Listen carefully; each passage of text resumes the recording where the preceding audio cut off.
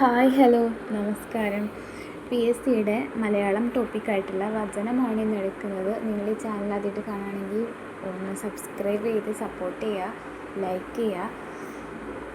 അപ്പോൾ ഇന്നത്തെ topic P S C മലയാളത്തിൽ വരുന്ന വചനം എന്നാണ്. ഈ ടോപ്പിക്ക് പഠിച്ചാൽ നിങ്ങൾക്ക് ഓഫ് കോഴ്സ് ഒരു മാർക്ക് ഷുവറാണ്. എന്തായാലും ഈ ഭാഗത്തു നിന്ന് എല്ലാ പി എസ് സി ക്വസ്റ്റ്യൻസിലും മലയാളമുള്ള എല്ലാ പി എസ് സിയിലും ഒരു ചോദ്യം നിർബന്ധമായിട്ടും ചോദിക്കാറുണ്ട്.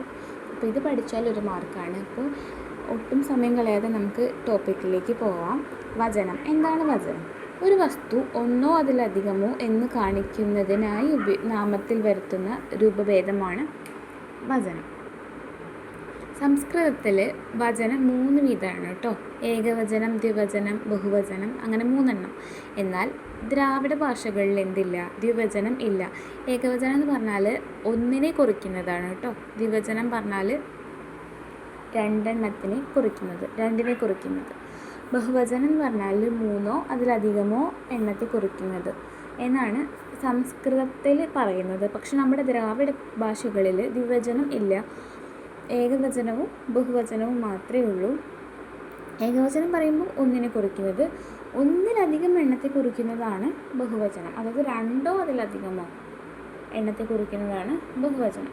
ശബ്ദത്തിന് മേൽ ബഹുവചന പ്രത്യയങ്ങൾ ചേർന്നാണ് ബഹുവചനം ഉണ്ടാക്കുന്നത്. കൾ, മാർ തുടങ്ങിയ ബഹുവചന പ്രത്യയങ്ങൾ തുടങ്ങിയവയാണ് ബഹുവചന പ്രത്യയങ്ങൾ. കള്ള്, അതേമാതിരി മാറ്. ഇപ്പോൾ പുസ്തകം എന്നുള്ളതിൽ കൾപ്രത്യയം ചേർത്തിട്ടാണ് പുസ്തകങ്ങൾ എന്നുള്ളത് വരുന്നത്. ഇതൊക്കെ സന്ധിയിൽ നമ്മൾ പഠിക്കും കേട്ടോ.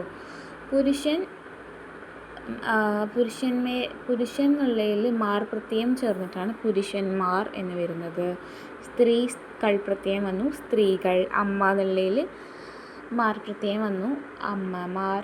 മരങ്ങൾ കൾപ്രത്യയമാണ്. മനുഷ്യൻ, മനുഷ്യന്മാർ. കണ്ടില്ലേ? ബഹുവചനം ഉണ്ടാക്കാൻ വേണ്ടിയിട്ട് കള്ള്, മാർ തുടങ്ങിയ പ്രത്യയങ്ങൾ ചേർത്തിട്ടാണ് ബഹുവചനങ്ങൾ ഉണ്ടാക്കുന്നത് കേട്ടോ. ഇനിയാണ് നമുക്ക് ഇമ്പോർട്ടൻ്റ് ആയിട്ടുള്ള ചോദ്യം. നമ്മുടെ ബഹുവചനത്തെ 3 തിരിക്കുന്നുണ്ട്. സലിംഗ ബഹുവചനം, അലിംഗ ബഹുവചനം, പൂജക ബഹുവചനം. ഇതിന് എന്തായാലും ഒരു ക്വസ്റ്റ്യൻ നിർബന്ധമായിട്ടും ചോദിക്കും. പിന്നെ ഇവിടെ നിന്ന് ചോദിക്കാൻ പറ്റുന്ന ചോദ്യം ഇതാണ്: ദ്രാവിഡ ഭാഷകളിൽ എത്ര വചനങ്ങളുണ്ട്? 2 ഉള്ളൂ. ഏകവചനം, ബഹുവചനം അങ്ങനെ ചോദിക്കാം. അല്ലെങ്കിൽ സംസ്കൃതത്തിൽ എത്ര വചനങ്ങളുണ്ട് ചോദിക്കാം. 3 ഉണ്ട്: ഏകവചനം, ദ്വിവചനം, ബഹുവചനം. അതൊന്ന് നോട്ട് ചെയ്ത് വയ്ക്കുക. ഇവിടെ നിന്നൊരു ക്വസ്റ്റ്യൻ വേണമെങ്കിൽ ചോദിക്കാം. ഓക്കെ, ഇവിടെ നിന്ന് ചോദിക്കാം. ഇനി ഏറ്റവും ഇമ്പോർട്ടൻ്റ് ആയിട്ടുള്ളതാണ് ഇത്. ബഹുവചനത്തിന് 3 വിഭാഗങ്ങളുണ്ട്. 1 സലിംഗ ബഹുവചനം, 2 അലിംഗ ബഹുവചനം, 3ാമത്തേതാണ് പൂജക ബഹുവചനം. ഓക്കെ, ഇവിടെ നിന്ന് എന്തായാലും ഒരു ചോദ്യം ചോദിക്കാം. സലിംഗ ബഹുവചനം പഠിപ്പിക്കുന്നതിന് മുന്നേ എന്താണ് പുല്ലിംഗം, സ്ത്രീലിംഗം, നപുംസകലിംഗം എന്ന് പറഞ്ഞുതരാം. പുല്ലിംഗം അതായത് പുരുഷനെ കുറിക്കുന്നത് എന്നാണ് പുല്ലിംഗം എന്ന് പറഞ്ഞാൽ അർത്ഥം. പുരുഷനെ കുറിക്കുന്നത്. സ്ത്രീലിംഗം അല്ല, പുല്ലിംഗത്തിന് ഉദാഹരണം പറഞ്ഞാൽ ആൺകുട്ടികൾ പറയുമ്പോൾ നമുക്കറിയാം പുരുഷനെ കുറിക്കുന്ന ഒന്നാണ്. പൂവൻ കോഴികൾ, അത് എന്താ പറയുക, പുരുഷനെ കുറിക്കുന്ന ഒരു പദമാണ്. ഓക്കെ, കാളകൾ എന്നൊക്കെ പറയുമ്പോൾ അതൊരു പുല്ലിംഗം അല്ലേ, പുല്ലിംഗ ബഹുവചനമല്ലേ. അങ്ങനെ നമുക്കിത് എന്താ പറയുക, ഒരു വാക്ക് കണ്ടാൽ പുല്ലിംഗമാണോ സ്ത്രീലിംഗമാണോ നപുംസകലിംഗമാണോ എന്ന് മനസ്സിലാക്കാൻ കഴിയണം. സ്ത്രീലിംഗം എന്ന് പറഞ്ഞാൽ സ്ത്രീയെ കുറിക്കുന്നത്, പെൺകുട്ടികൾ, അമ്മമാർ. ഓക്കെ, അമ്മമാർ പറയുമ്പോൾ പെൺകുട്ടികളല്ലേ. അധ്യാപകന്മാർ പറയുമ്പോൾ പുല്ലിംഗം. അടുത്തതാണ് നമ്മൾ ആരും കേട്ട് പരിചയമില്ലാത്തൊരു സാധനമായിരിക്കും നപുംസക ലിംഗം. നപുംസക ലിംഗം എന്ന് പറഞ്ഞാൽ എന്താ പറയുക, നമുക്ക് പ്രത്യേകമായിട്ട് ആൺ പെണ്ണ് പറയാൻ പറ്റില്ല. ഓക്കെ, ഈ ചെടികൾ, അതേപോലെ തന്നെ മലകൾ, പുഴകൾ, അതിനൊക്കെ പ്രത്യേകിച്ച് എന്തെങ്കിലും ലിംഗം ഉണ്ടോ? ഇല്ല. അങ്ങനെയുള്ളവയാണ് നപുംസകലിംഗങ്ങൾ. നപുംസകലിംഗങ്ങൾക്ക് 1-2 ഉദാഹരണം പറഞ്ഞാൽ തന്നെ നമുക്ക് മനസ്സിലാക്കാൻ പറ്റും. മരങ്ങൾ, മലകൾ, പുഴകൾ, അതിനൊന്നും പ്രത്യേകിച്ച് ഒരു ജെൻഡറില്ല. അത്തരത്തിലുള്ളവയാണ് നപുംസകലിംഗങ്ങളിൽ ഉൾപ്പെടുന്നത് കേട്ടോ. ആൺകുട്ടികൾ.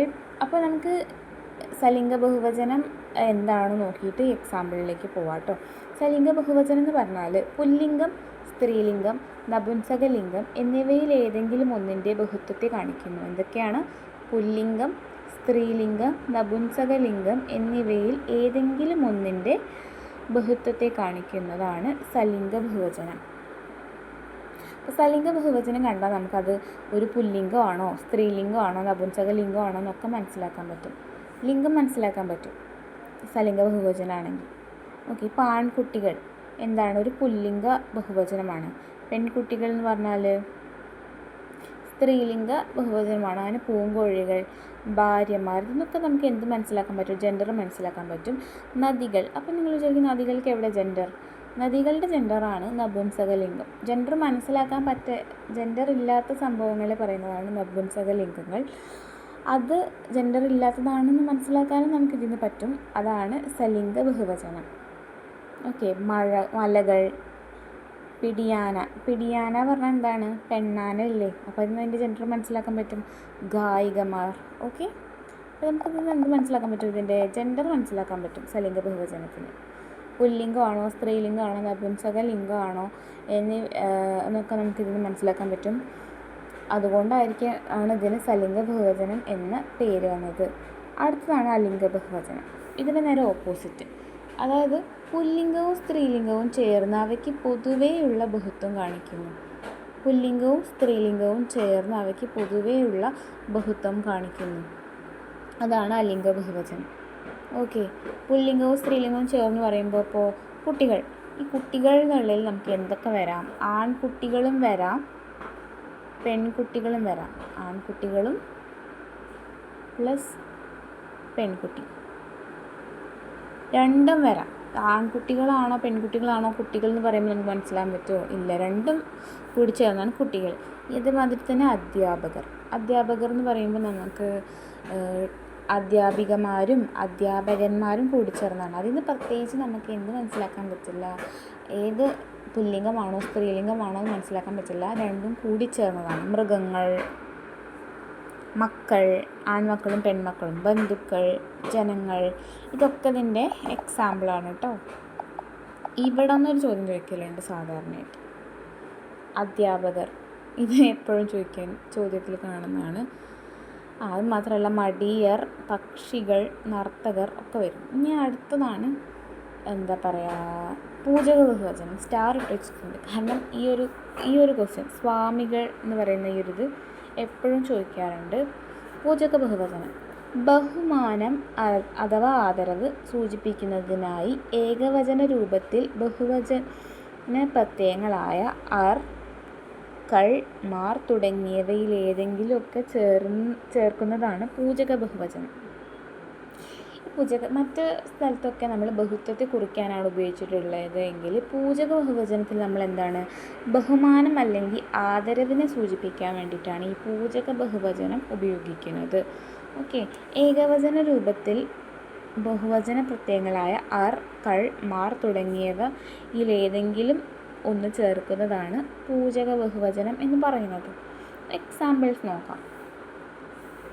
തിരുവടികൾ, നിങ്ങൾ എന്നൊക്കെ പറയുന്നത് നമ്മൾ ബഹുമാനത്തിൽ പറയുന്നത്. താങ്കൾ, സ്വാമികൾ. ഈ സ്വാമികൾ പറയുമ്പോൾ ഒരുപാട് സ്വാമികൾ എന്നുള്ള അർത്ഥമല്ല വരുന്നത്. സ്വാമീനെ നമ്മൾ ബഹുമാനത്തോടു കൂടി പറയുന്നതാണ് സ്വാമികൾ. ഓക്കെ, ബ്രാഹ്മണർ, ശാസ്ത്രികൾ, ഭീഷ്മർ, ഇതൊക്കെ നോക്കി കേട്ടോ. ഇവിടെ നിന്നൊരു ക്വസ്റ്റ്യൻ മസ്റ്റാണ്. സാധാരണ സ്വാമികളാണ് ചോദിക്കുക. ഇനി ഒരു വെറൈറ്റിക്ക് ഇവിടെ നിന്ന് വേറെ വല്ല ക്വസ്റ്റ്യൻസും വരാവുന്നതാണ്. സ്വാമികൾ എന്ന് പറയുമ്പോൾ ഒരുപാട് സ്വാമികളുടെ കൂട്ടെന്ന് വിചാരിക്കണം. ഒരു സ്വാമീനെ തന്നെ നമ്മൾ ബഹുമാനത്തോടു കൂടി പ്രത്യയം ചേർത്തിട്ട് പറയുന്നതാണ്. അപ്പോൾ ഇതെന്താണ്? പൂജക ബഹുവചനം. അപ്പോൾ നമ്മൾ ഈ വലിയ ആൾക്കാരെയാണല്ലേ പൂജിക്കുക, ദൈവം അങ്ങനത്തെ. അപ്പോൾ അങ്ങനെ ഓർത്ത് വയ്ക്കുക. പൂജക എന്ന് പറയുമ്പോൾ ബഹുമാനം, ആദരവ്, അതുമായി ബന്ധപ്പെട്ടിട്ടൊന്ന് ആലോചിക്കുക. അപ്പോൾ ഇവിടെ നിന്ന് എന്തായാലും ഒരു ക്വസ്റ്റ്യൻ വരും. അപ്പോൾ വെറുതെ കളയാൻ നിൽക്കണ്ട. നമുക്ക് ഒരു ക്വസ്റ്റ്യൻ നോക്കാം. മലയാളത്തിലെ ഏകവചന പ്രത്യയം ഏത്? അർ, മാർ, കൾ, ഇതൊക്കെ ഏകവചന പ്രത്യയമാണോ? അല്ലല്ലോ, ഇതൊക്കെ ബഹുവചന പ്രത്യയമല്ലേ. അപ്പോൾ ഇതൊന്നുമല്ല ആൻസർ. അപ്പോൾ ഇത്രയേ ഉള്ളൂ. ഇതിൽ ഏറ്റവും ഇമ്പോർട്ടൻ്റ് ആയിട്ടുള്ള കാര്യം ഈ പൂജക ബഹുവചനം, അലിംഗ ബഹുവചനം, സലിംഗ ബഹുവചനത്തിൻ്റെ എക്സാമ്പിൾ വെച്ചിട്ട് ചോദിക്കും. ചുവടെ തന്നവയിൽ സലിംഗ ബഹുവചനത്തിന് ഏത് ഉദാഹരണം ഏത്, അലിംഗത്തിന് ഉദാഹരണം ഏത് പൂജക ബഹുവചനത്തിന് ഉദാഹരണം ഏത്? നമുക്ക് കൺഫ്യൂഷൻ ആവാൻ പറ്റുന്ന ഒരു ഇതാണ് സ്വാമികൾ. സ്വാമികൾ പറയുമ്പോൾ സ്വാമിമാരുടെ കൂട്ടമല്ല, ഒരു സ്വാമിനെ തന്നെ നമ്മൾ ബഹുമാനപൂർവ്വം സ്വാമികൾ എന്ന് വിളിക്കുന്നതാണ് കേട്ടോ. അപ്പോൾ ഇതൊന്ന് സൂക്ഷിച്ച് പഠിക്കുക, കാരണം ഇവിടുന്ന് എന്തായാലും ഒരു മാർക്ക് ചോദിക്കും. സംസ്കൃതത്തിൽ എത്ര എണ്ണം? 3 വചനങ്ങളാണുള്ളത്. പക്ഷേ ദ്രാവിഡത്തിലാകെ 2 എണ്ണമേ ഉള്ളൂ, ഏകവചനവും ബഹുവചനവും. അവിടെ ഒന്ന് നോട്ട് ചെയ്യുക. പിന്നെ ഇതിൻ്റെ എക്സാമ്പിൾസ് ഒക്കെ ഒന്ന് നോട്ട് ചെയ്യുക. അപ്പോൾ ഇത്രയേ ഉള്ളൂ. ഒരു മാർക്ക് നമുക്ക് പെട്ടെന്ന് കിട്ടുന്ന ഒരു ഏരിയയാണ്. ശ്രദ്ധിച്ച് വായിച്ച് പഠിക്കുക. ഇപ്പം തന്നെ ചെറിയ നോട്ടൊക്കെ എഴുതിയിട്ട് ഡെയിലി റിവൈസ് ചെയ്യുക. ഡെയിലി അല്ല, വീക്ക്ലി റിവൈസ് ചെയ്യുക.